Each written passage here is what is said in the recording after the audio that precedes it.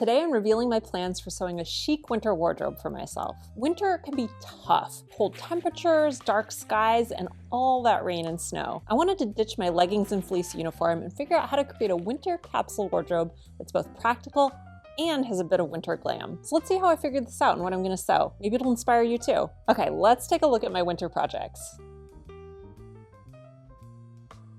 The look I'm going for this season is something I'm calling practical glamour. Here's the mood board I created for the projects I'm about to show you. Let me explain why I chose the term practical glamour. I really struggle with getting dressed in the winter. It's just so dreary out and I get really cold, so I often end up just throwing on some leggings, some wool socks, and a warm fleece. And it's not that there's anything wrong with this, but I mostly work from home and I've been really busy lately working on a big project that's been taking up so much time. And some days I don't even feel like I have time to take a shower. And here's the thing, when I don't bother to get dressed or even take a shower, it sends a signal to my brain that taking care of myself is less important than being productive. I'm literally choosing work over my own needs. It's kind of like when my desk is a mess because I don't have time to clean. It's not that it has to be clean all the time, but after a while, looking at all that clutter makes my brain feel cluttered too. It's a visual signal that I'm hurrying. Plus, I just don't feel like myself. I miss the fun of getting dressed and really expressing myself, even if hardly anyone sees me some days. Well, not many humans anyway.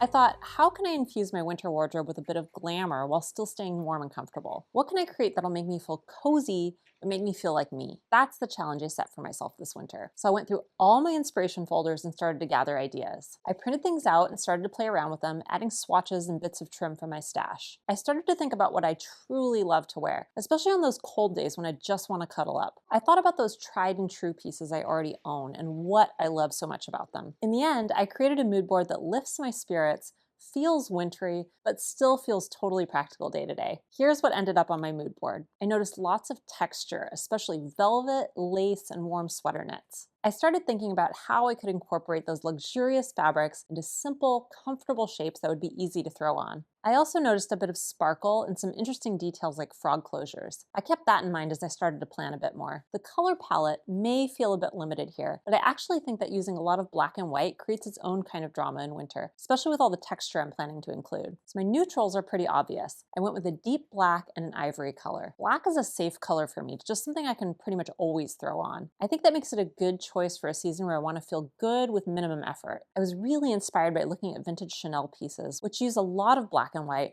but also a lot of luxurious and interesting textures. For basics, I chose this deep plummy burgundy color. I had some fabric in my stash in this color and also a pair of vintage leather gloves that go perfectly with it. And finally, for my statement color, I wanted some metallic in there. I kept noticing flashes of silver in my mood board, so I thought I might try to add that in for the holidays, at least with jewelry or accessories. I think silver looks great with this deep plum color. I'm not sure if I'll use print this season, but I found this gorgeous scroll printed cotton that I bought over a decade ago in Japan, and I wanted to include it. I'm not sure if it'll fit in, but we'll see. I might use it for a bonus wildcard project if I have time. Okay, let me show you the exact projects I designed. By the way, I'm using the free Seamwork sewing planner to create this plan, which is part of the Design Your Wardrobe process we teach. If you want a free download of the planner, I'll put a link to where you can get that below. Okay, let's get to the projects. My first project is a sweater dress using the Seamwork Sadie pattern, which is a pullover with a funnel neck, drop shoulder, and patch pockets. Sadie is a little on the long side already, so I plan to lengthen it a bit more, turn it from a tunic into a dress. I really love the patch pockets, which are so practical around the house. And I think it's really nice to have some knit projects in the queue because they're so easy to make and I always end up wearing them a lot. I've noticed that all of the sweaters I've sewn in the past have gotten a ton of wear in the cooler months, like the pepper sweater I made last winter in cashmere. I can imagine wearing this with tall boots and tights when I'm going out, or even just rubber rain boots for dog walks or trudging through the garden. I had this plum-colored fleece back knit in my stash that I've wanted to use forever, so I figured now's the time. It's thick, it's warm, and it's extremely soft. It's the perfect choice for a sweater dress. I wasn't sure if I'd leave the pockets on or not, but then I remembered that I also have this pre-quilted knit that's pretty much the exact same shade. So I'm going to use this quilted fabric for the cuffs and pockets to give the dress some cool quilted details. Quilted fabrics have a bit of stiffness and stability, so they're perfect for details like pockets. My next project is the Seamwork Hansie tee, which is actually a free pattern. This is a simple woven tee that's super easy to sew, so I'll put a link below so you can download it for free too. I've always wanted to make a really luxurious velvet t-shirt. I just love the depth of velvet and of course how soft it is. I think a simple t-shirt pattern is a perfect foil for the luxury of velvet and makes it more wearable day to day. The chest pocket in particular really makes it feel casual. I can really imagine a t-shirt like this with simple jeans or with black trousers. It would even look great with my silk charmeuse Joss pants for something really slinky but also super comfy. One thing that concerned me about velvet is how it'll hold up to the elements. I knew I wanted to use a silk or rayon blend velvet because I love the drape compared to something like cotton velvet or synthetic. So I found this washed velvet on eBay, which has kind of a shiny texture that I really like, and I won't have to worry so much about water spots or caring for it. So I think it's really the perfect compromise. Still glamorous, but also practical, just what I'm going for. I'm planning to make another video to show you how quick and easy this pattern is to sew, so stay tuned for that to see it in action. Next up, not just secret pajamas, but actual pajamas. I'm gonna sew myself some luxury PJs using the Seamwork Leif pattern. So Leif is a classic pair of PJs for all genders, and I'm super excited to finally make them for myself.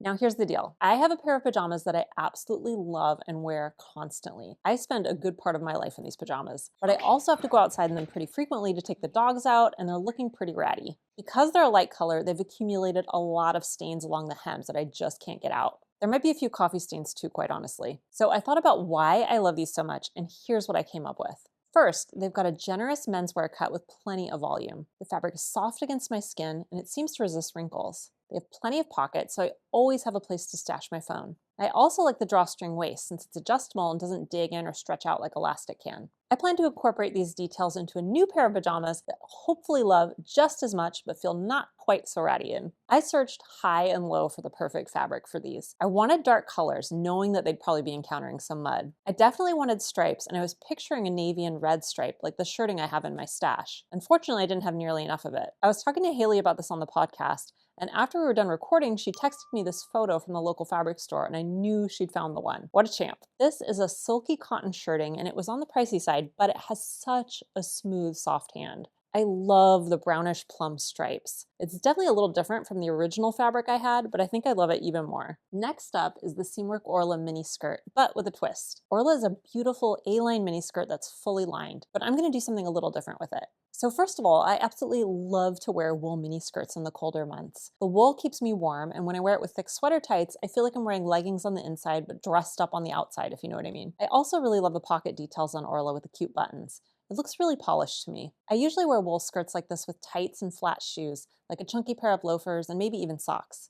I'll also sometimes wear them with flat, tall boots like riding boots with thick socks layered underneath. They look great with a cashmere sweater or a button-up shirt with a sweater vest thrown over. Now, here's the twist.